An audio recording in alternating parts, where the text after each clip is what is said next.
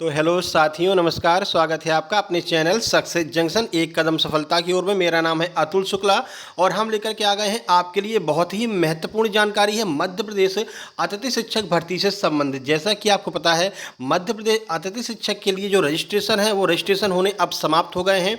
अब यहाँ पर नियुक्ति के आदेश बहुत जल्द ही जारी होने वाले हैं, जिसके लिए आप जो है अलग अलग विद्यालयों में जाकर के प्रयास भी कर रहे होंगे। कितनी पोस्ट खाली हैं वहाँ पर अप्लाई भी कर रहे होंगे। और यहाँ पर ये शिकायत लगातार आ रही है कि जो भी संकुल प्राचार्य हैं या फिर जो भी प्राचार्य हैं विद्यालयों के, वो आपको सही जानकारी नहीं दे रहे हैं कि पोस्ट खाली है नहीं खाली है। इस बात को लेकर के सरकार तक भी यह बात पहुँच गई है और सरकार ने इस पर कड़ाई से फैसला लिया है।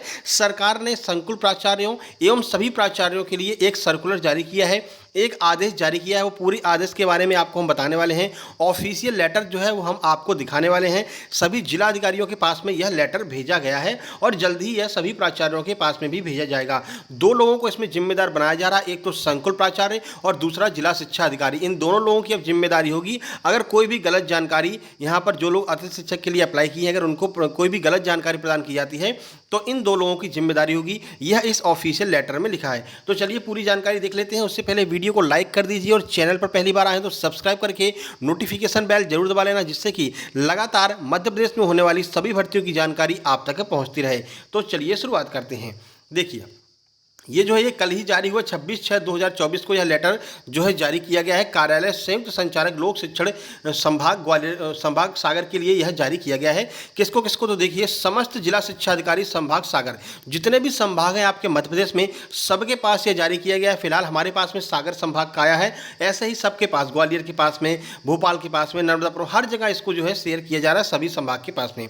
विषय क्या है? शासकीय विद्यालयों एकीकृत शालाओं में अध्यापन व्यवस्था सुनिश्चित करने हेतु बाबत। ठीक है कि अब जो है आपका नया सत्र प्रारंभ होने वाला है, इसमें अध्यापन व्यवस्था आपको सुनिश्चित करनी है, सही करनी है। उसके लिए क्या क्या करना है? संदर्भ है, किसको भेजा गया? लोक शिक्षण संचालनालय भोपाल का आदेश क्रमांक, यहाँ पर शिक्षा अतिथि शिक्षक के बारे में यह लेटर जो है भेजा गया है। ठीक है, चलिए पूरी जानकारी देख लेते हैं क्या बताया गया इस लेटर में। देखिए, तो उपरोक्त विषय अंतर्गत संदर्भित आदेशानुसार स्वीकृत शालाओं में संसाधनों के युक्त उपयोग के दृष्टिगत एकीकृत विद्यालयों में कार्यरत शिक्षकों के द्वारा अध्यापन कार्य कराए जाने के संबंध में आवश्यक निर्देश प्रदान किए गए थे।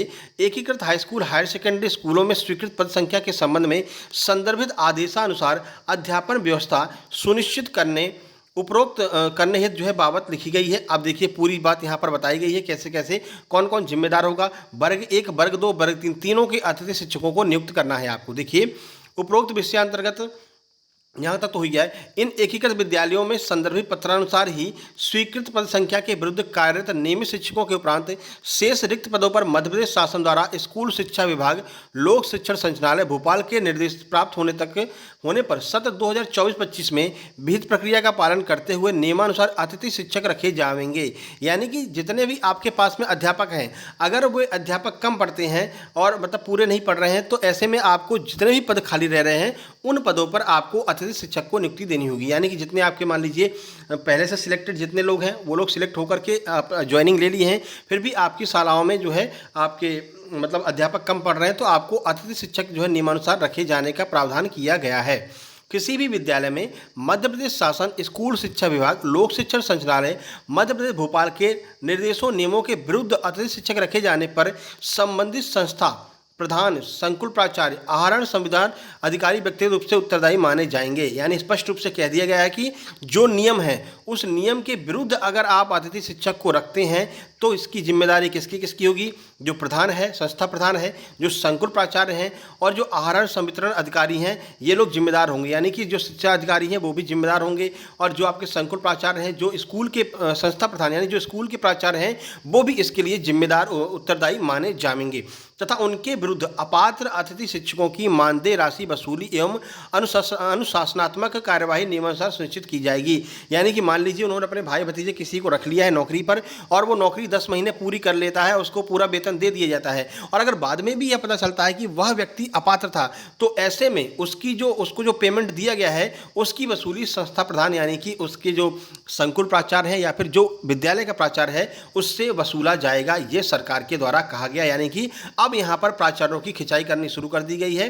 ठीक है, आगे भी आपको हम पूरी जानकारी देते हैं। यदि जिले में विद्यालय स्वीकृत कार्यरत एवं रिक्त पदों की मध्य प्रदेश एजुकेशन पोर्टल पर त्रुटिपूर्ण जानकारी प्रदर्शित हो रही है तो जिला शिक्षा अधिकारी विद्यालयवार स्वीकृत कार्यरत एवं रिक्त पदों की जानकारी का सत्यापन कराकर पोर्टल पर सुधार किए जाना सुनिश्चित करें। संलग्न संदर्भित आदेश, यानी कि जो आपकी एजुकेशन पोर्टल है, आपका एमपी का एमपी एजुकेशन जो पोर्टल है, उस पर अगर आप देखेंगे कि कहाँ कहाँ पर कितनी पोस्ट खाली हैं, तो उसमें अभी गलत जानकारी दिखाई जा रही है, शो हो रही है गलत जानकारी। ठीक है, इसका भी शिकायत लोगों के द्वारा किया गया है। तो सरकार ने यह भी कहा है कि अब आपको क्या करना है, जो जिला शिक्षा अधिकारी हैं, मान लीजिए मुरैना के जिला शिक्षा अधिकारी हैं, तो मुरैना के जिला शिक्षा अधिकारी को यह तय करना होगा या सुनिश्चित करना होगा कि जो पोर्टल है, जो एजुकेशन पोर्टल है, उस पर सभी जानकारी बिल्कुल सही प्रदर्शित की जाए। इसके लिए विद्यालयों से जहां जितने पद सही में खाली हैं, सच में जितने पद खाली हैं, वो सभी विद्यालयों के सामने उसको प्रदर्शित किया जाए। ठीक है, तो आपका एजुकेशन पोर्टल जो है वो आज शाम तक अपडेट हो जाएगा, जहां तक मेरा मानना है। अब इतनी कड़ाई से कहा गया तो आज शाम तक अपडेट हो जाएगा, तो थोड़ा सा आप वेट कर लीजिए। शाम तक जैसे ही कोई जानकारी हमको मिलती है हम तुरंत यहाँ पर अपडेट कर देंगे। उसके लिए आपको बस एक ही काम करना है, नीचे सब्सक्राइब का बटन दिख रहा होगा, चैनल को सब्सक्राइब कर लेना है, और नीचे वीडियो के लाइक का बटन दिख रहा होगा, वीडियो को लाइक कर देना है और शेयर कर देना अपने सभी दोस्तों के पास में जो लोग भी अतिथि शिक्षक में ज्वाइनिंग लेना चाहते हैं। ठीक है, और अगर अभी हम बात करें तो अभी कल हमने चेक किया था तो 1507 अभ्यर्थी जो है वो केवल और केवल पोरसा ब्लॉक से, मध्य प्रदेश मुरैना जिला पोरसा ब्लॉक से 1507 जो अभ्यर्थी हैं उन लोगों ने अप्लाई किया है। तो कितने कितने अभ्यर्थियों ने कहाँ कहाँ से अप्लाई किया वो भी हम आपको जानकारी दे देंगे जल्द ही। अभी पोरसा ब्लॉक का पता चल गया, फिर धीरे धीरे सभी ब्लॉक की जानकारी हम आपको दे देंगे। फिलहाल आपको यही करना है। और कहीं पर भी आपको अगर डाउट होता है कि यहाँ पर जो इन्होंने अपना भाई भतीजावाद किया है या फिर गलत लोगों को वहाँ पर ज्वाइनिंग दे दी है, तो आप उसकी शिकायत सीधे जाकर के मध्य प्रदेश शिक्षा अधिकारी से कर सकते हैं।